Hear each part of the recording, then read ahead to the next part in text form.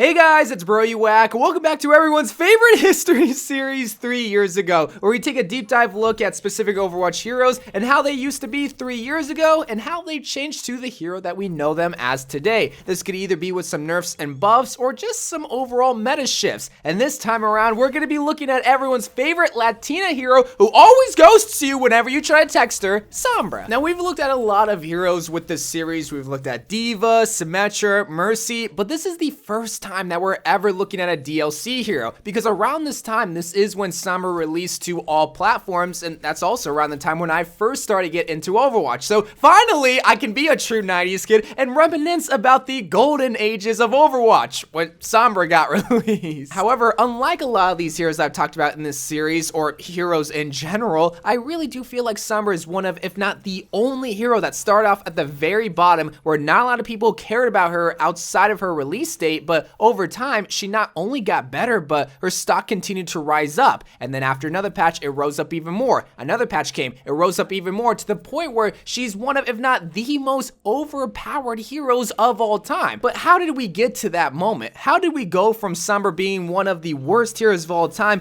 to one of possibly the most game-breaking heroes where you want to try to have her in any one of your composition? Well, this is going to be Sombra 3 years ago. When we first look at Sombra, our journey begins all the way back to BlizzCon of 2016, because that was our first official look of Sombra. But then obviously it was released to the public a few weeks later. And obviously the announcement and release of Sombra was well welcome, because, well, why wouldn't we want a new hero? That's the whole point of us playing Overwatch, is getting to know and play these brand new candy-colored heroes. But there was some skepticism when it came to Sombra specifically, because she is a hacking hero. She is someone that is supposed to make you a sitting duck. So a lot of people thought that she was going to be this overpowered entity that was going to completely ruin the game. Because when you really think about it, when you look at Sombra on paper, having an ability to take away other heroes' abilities and then to have an ultimate that can mass take away those abilities seems overpowered. In execution, we'll get to that in a little bit. But on paper, yeah, people were freaked out. But when Sombra got released on November 15, 2016, people were not only surprised, but also underwhelmed, because here they were expecting this new DPS hero that was supposed to completely break the game, but all they got was this tiny, skinny Latina hero with a little tiny Uzi pistol.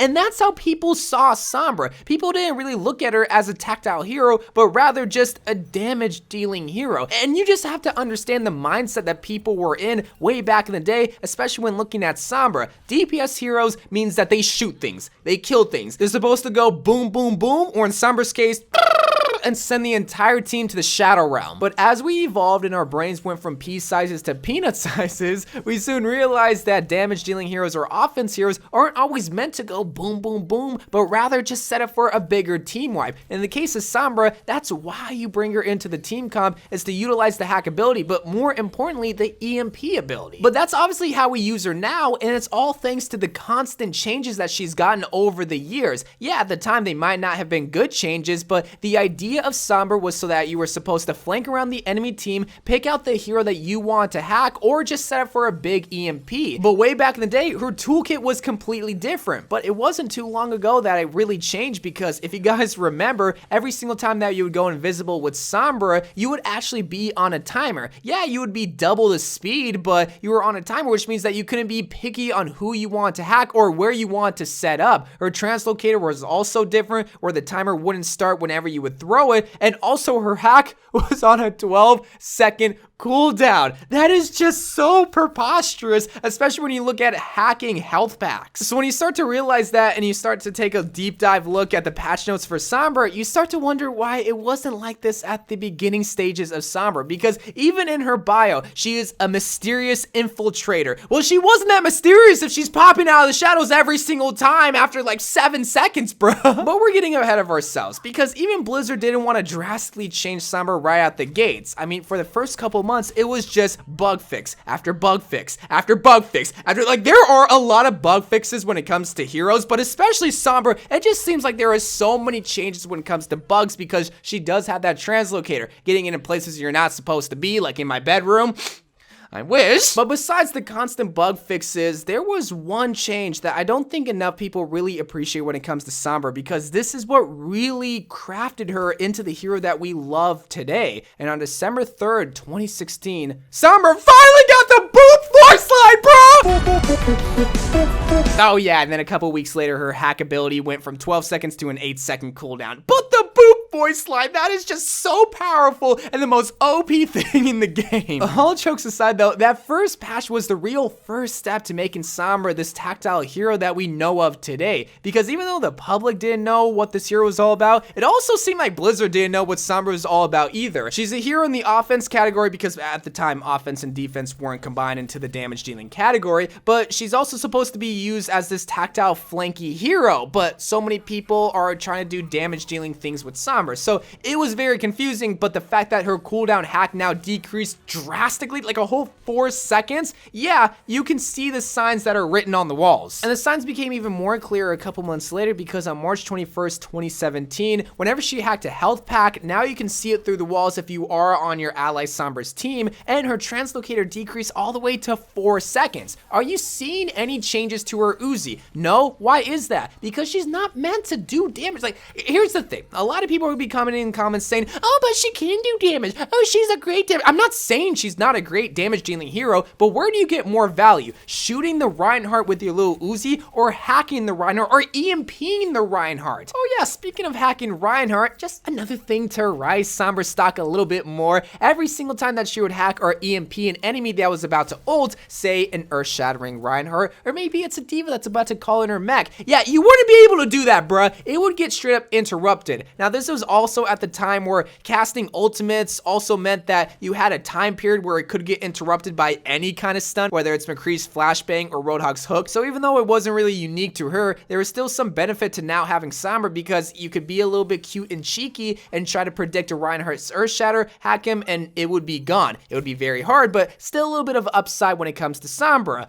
Once again though, nothing really to her damage side. But just up the road, there would be one of two major patches that she would receive that would completely change her path, because on February 27, 2018, this is where EMP no longer got blocked by her hacking ability now got rid of passive abilities. And this was huge, especially when it came to powerful and most popular heroes like Genji and Pharah. Now you can use a Sombra to counter Pharah and just get her out of the sky. And Genji, he can no longer double jump or even wall climb for that matter. And there was also an increase to her translocator from 50 seconds to 20 seconds. I even completely forgot about the translocator having a timer in general, because I'm just so used to the translocator being available all the time. But there was also one tiny change that completely changed the playstyle of Sombra, because before this patch, you were more or less a health pack fetcher, where every single time you would play Sombra, you were trying to hack as much health packs as possible, and the tanks would go to those hack health packs and get you ultimate charge because EMP was so powerful,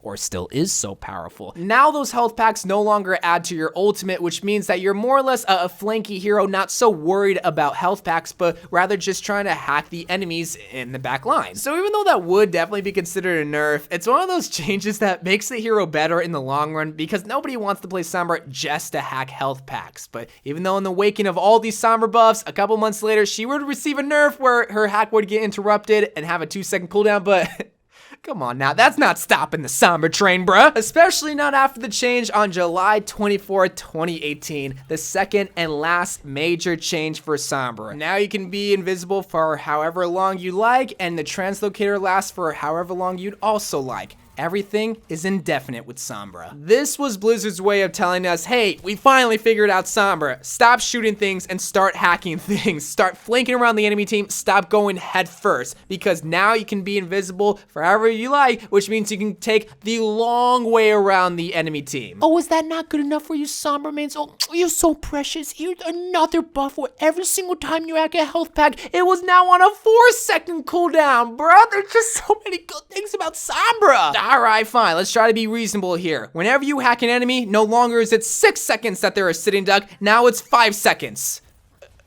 Okay. Alright, one more. The cooldown on the translocator is 6 seconds now, but it begins immediately after you throw it. So it's like that 2 seconds, or really the 6 seconds don't matter, because as soon as you need the translocator, it's already available.